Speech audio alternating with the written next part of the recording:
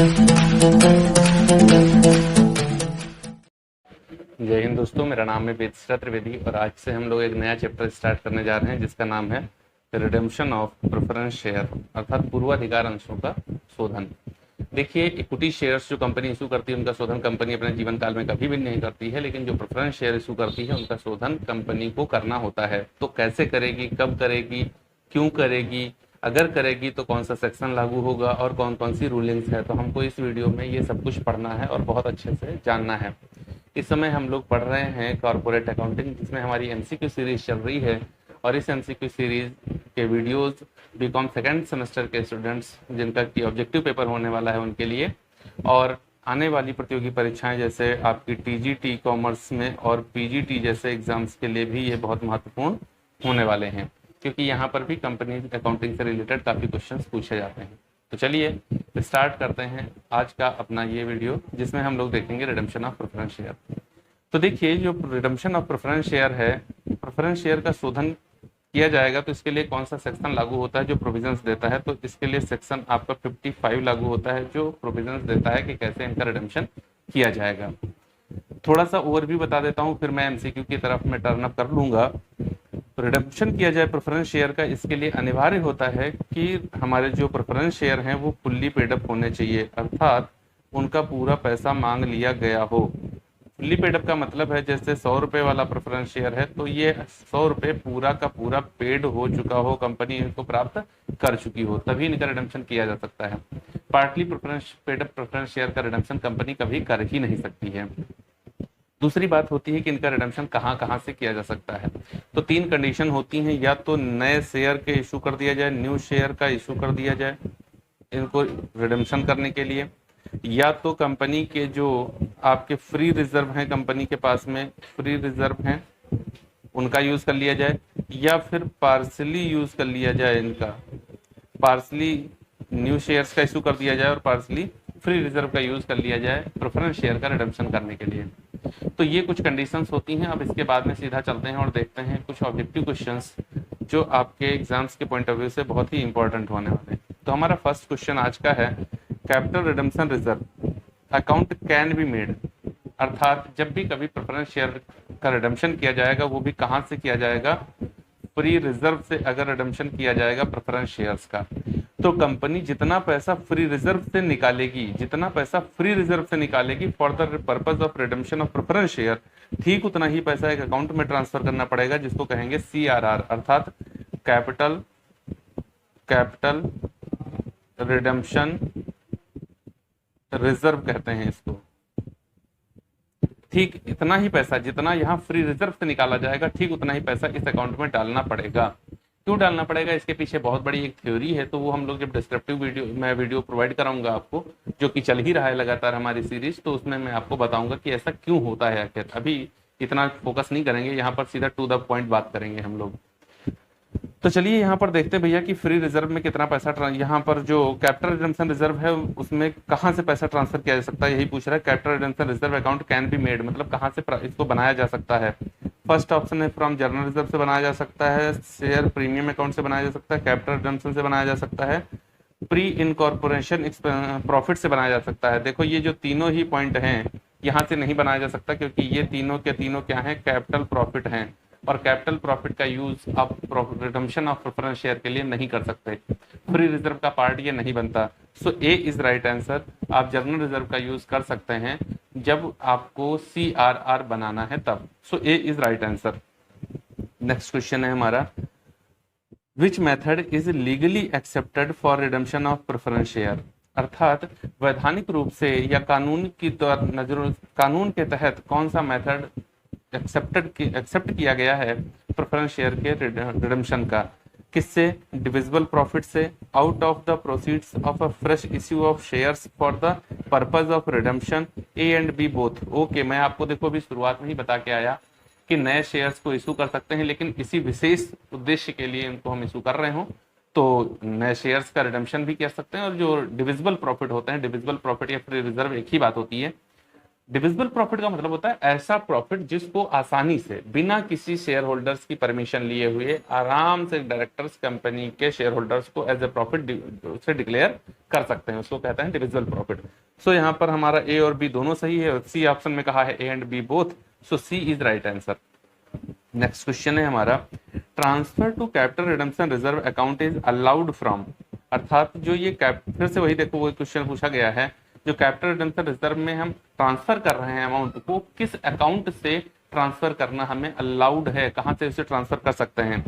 First point है workmen's compensation fund, second point है security premium account, इसका use नहीं कर सकते हैं, शेयर फॉरफिटेड अकाउंट नहीं कर सकते हैं, कैपिटल रिजर्व अकाउंट नहीं कर सकते हैं, so A is right answer.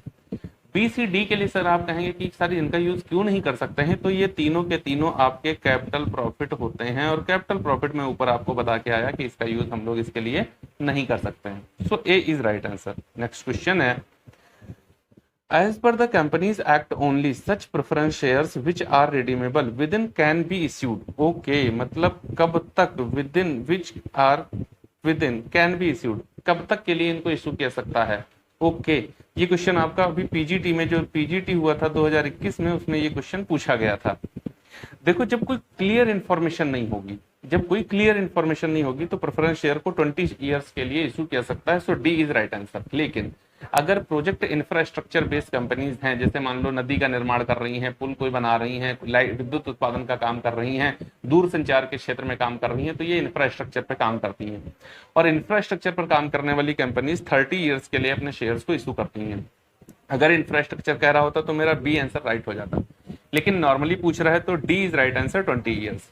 इसके साथ में एक और बात आपको याद रखनी है, वो अन्य बात क्या है कि जो 20 वर्ष की अवधि होती है इसमें 10 वर्ष तो 10 ईयर्स तो कुछ नहीं करना होता है, लेकिन आपका 11 ईयर से स्टार्ट हो जाएगा, पर ईयर आपको 10% प्रेफरेंस शेयर का रिडेम्पशन करना कंपलसरी रहेगा। तो ऐसा करते करते जब आप 20 वर्ष तक जाएंगे तो आपके पास 20वें वर्ष में केवल 10% प्रेफरेंस शेयर का रिडेम्पशन करना ही रह जाएगा, बाकी तो रिडेम्पशन आप कर ही चुके होंगे। बात क्लियर है? और अगर यही बात हमारा ये 30 ईयर वाले में लागू हो तो फिर वहां पर 20 वर्ष से यही प्रोग्राम हमारा 21वें वर्ष से स्टार्ट हो जाता है। बात क्लियर है? जी हाँ क्लियर हो गई है। नेक्स्ट क्वेश्चन, यहाँ पर हमारा राइट आंसर क्या हो जाएगा? 20 years, D is right answer. Next question है, preference share can be redeemed, मतलब पूर्वाधिकार अंशों का शोधन हो सकता है only if they are fully paid. First point only, या भी यही सही होगा, मैं आपको बता के आऊं, लेकिन इतना जल्दबाजी नहीं करना है, सारे ऑप्शंस पढ़ लेने हैं आराम से, फिर ही हमें आंसर देना है। Even if they are partly paid, नहीं ऐसा नहीं हो सकता है। After getting the permission from the current court only, नहीं। ऑल ऑफ द अबव, नहीं। So A is right answer. मैं आपको बता के आया था अगर ये फुल्ली पेड है तभी इनका रिडम्पशन किया सकता है, partly paid fully preference share का रिडम्पशन किया ही नहीं जा सकता, सो बात खत्म हो जाती है। Next question, such preference shares are which carry the right of participating in the surplus left after paying equity dividends is called। देखो ऐसे पूर्वाधिकार अंशों के बारे में पूछा जा सकता है जिनको ये अधिकार है कि वो जब इक्विटी शेयर होल्डर्स को डिविडेंड दे दिया जाएगा तो उसके बाद में बचे हुए प्रॉफिट में इनको फिर से डिविडेंड दिया जाए, तो वो प्रेफरेंस शेयर कौन होंगे? देखो यहाँ पर आपको यहीं से ले लेना है, पार्टिसिपेटिंग है तो ढूंढ लो कहीं पर पार्टिसिपेटिंग लिखा होगा, सी इज राइट आंसर। देखो पार्टिसिपेटिंग प्रेफरेंस शेयर है, सी इज राइट आंसर।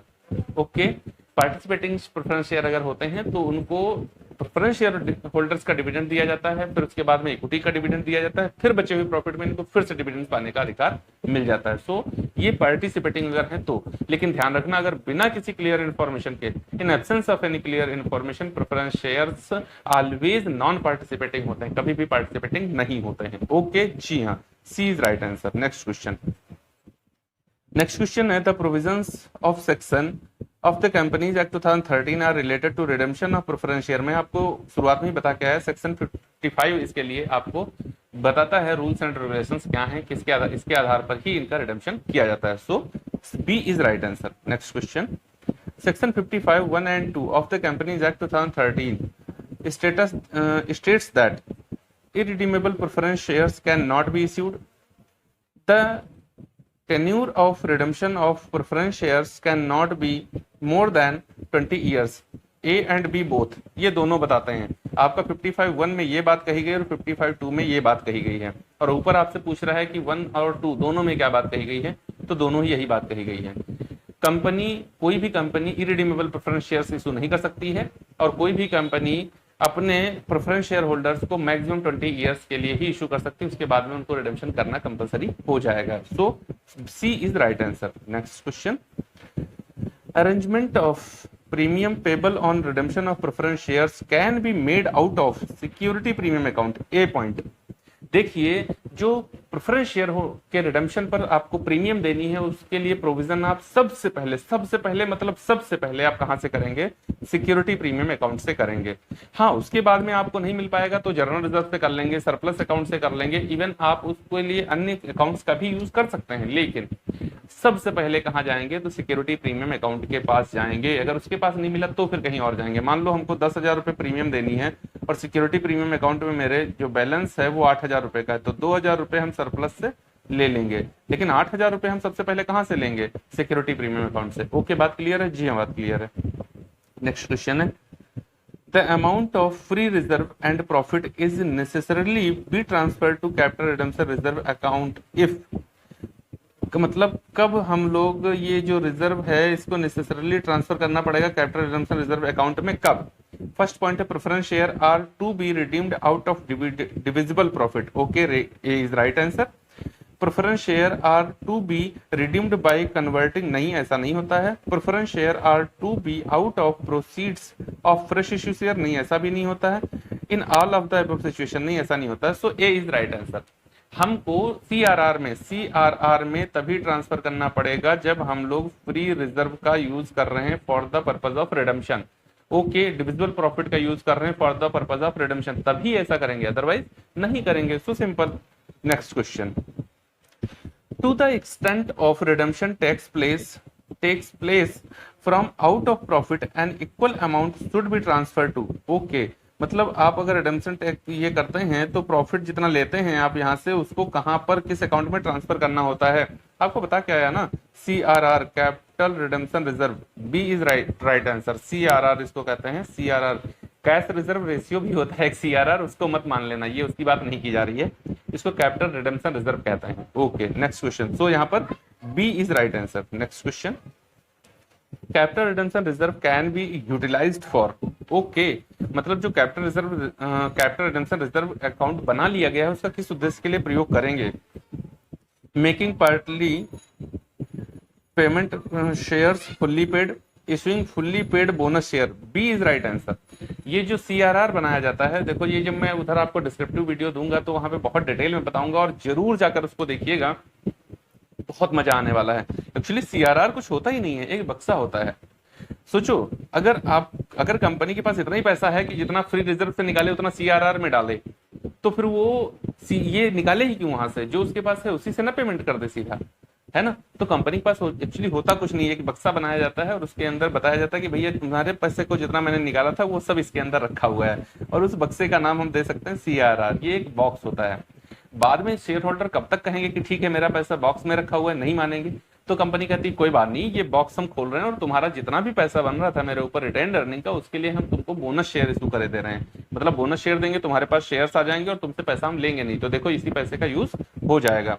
सो यहाँ पर B is right answer. Next question, preference shares of a company can not be redeemed. Okay, preference share company के कब redeem, कैसे redeem नहीं किए जा सकते हैं, किस अवस्था में रिडीम नहीं किए सकते हैं? At discount. Okay, next question, बिल्कुल राइट। प्रीमियम पर कर सकते हो, पार पर कर सकते हो, डिस्काउंट पर रिडेम्पशन नहीं होता, न शेयर्स का होता है और न ही डिबेंचर्स का होता है, डिस्काउंट पर रिडेम्पशन नहीं हो सकता। Okay, next question, those preference shares which enjoy the right to share in additional profits of the company come under the category of। ये भी participating है। C is right answer। Question वही पूछा जा रहा है जो ऊपर मैं आपको बता के आया हूं। जो एंजॉय करते हैं ऐसे प्रॉफिट को, जो उनको खुद का प्रॉफिट मिलने के बाद में बचा हुए प्रॉफिट में अगर फिर से प्रॉफिट पाने का वो मजा लेते हैं, तो उनको, उन प्रेफरेंस शेयर होल्डर्स को क्या कहा जाएगा?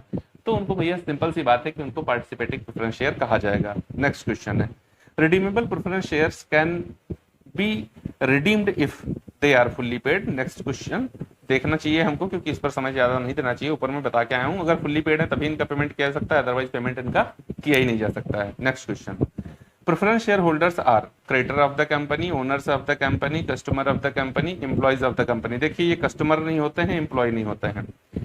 अगर अलग अलग किताबें आप पढ़ेंगे तो वहां पर देखेंगे कि कहीं कहीं पर क्रिएटर ऑफ द कंपनी लिखा गया है और कहीं पर ओनर ऑफ द कंपनी लिखा गया है।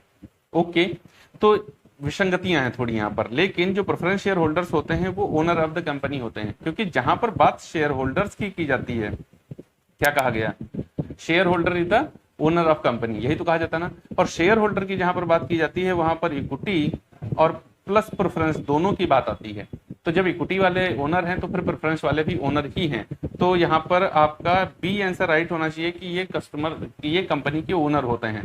और हाँ, अगर कंपनी प्रेफरेंस शेयर होल्डर्स का 2 वर्ष का डिविडेंड्स ना दे पाए लगातार, तो ऐसी कंडीशन में प्रेफरेंस शेयर होल्डर्स को भी वो सारे राइट मिल जाते हैं जो कि कंपनी के इक्विटी शेयर होल्डर्स के पास होते हैं। तो इस बिहाफ पर भी ये कंपनी के ओनर्स ही हो जाते हैं। Okay, next question, which of the following entry is related to redemption of preference share. जब प्रेफरेंस शेयर का रिडेम्पशन कर रहे होंगे तो कौन सी एंट्री इसमें से करेंगे, redemption preference share capital account debit to bank account. Okay, bank account debit to preference share capital, ये तो हो ही नहीं सकती है। Surplus account debit to transfer preference share capital account, ये हो ही नहीं सकती है, ये हो ही नहीं सकती है। सो ये वाली करेंगे। लेकिन यहाँ पर हम लोग शेयर कैपिटल अकाउंट डेबिट नहीं करते हैं, यहाँ ध्यान दीजिएगा आप, यहाँ पर एंट्री होती है redeemable preference share holders debit, holders, क्योंकि हम लोग पेमेंट किसको कर रहे होते हैं, शेयर होल्डर्स को कर रहे होते हैं, कैपिटल थोड़े हमारी डेबिट हो रही होती है। तो redeemable preference share holders account debit to bank account, ये एंट्री होती है। Okay, so A is right answer. Next question है आपका, maximum period of redemption of preference shares prescribed for infrastructure, ये देखिए 30 ईयर होती है, मैं आपको ऊपर बता के आया था, है ना।